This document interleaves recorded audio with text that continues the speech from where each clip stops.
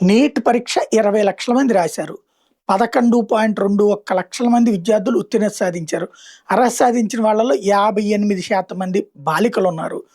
అలాగే 700కి పైగా మార్కులు సాధించినది 17 రాష్ట్రాల విద్యార్థులున్నారు. కాబట్టి ఇంకా ఈ డ్రామాలు మానేయడం బెటరు. సోనం వాంగ్‌చుక్ నిరాహార దీక్షలు లేకపోతే దుప్కేల ఇది. ఎందుకంటే నీట్ గురించినే గదా! నీట్ దాంట్లో కోచింగ్ సెంటర్ నిర్వాహకుల నుంచి, పేపర్ తయారు చేసినోళ్ళ దగ్గర నుంచి, లీక్ చేసినోళ్ళనందరిని అరెస్టులు చేశారు, జైళ్ళలో పెట్టారు, రిమాండ్‌లో ఉన్నారు. వాళ్ళు ఇంకా విడుదల గూడా చేయలేదు. రెండో పక్కన నీట్ పరీక్షలయిపోయినాయి. పిల్లలందరికి ర్యాంకులొచ్చేసినాయి. ఆళ్ళందరూ రేపటి నుంచి అడ్మిషన్‌ల పనిలో ఉంటారు.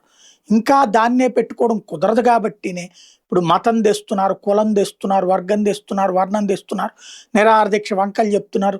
దేశ వ్యతిరేక శక్తులను నీట్‌ని అడ్డం పెట్టి ఒక వేదిక మీదకి వచ్చి 20వ తారీఖు కల్లకల్లోలం సృష్టించడానికి రెడీ అవుతున్నారు.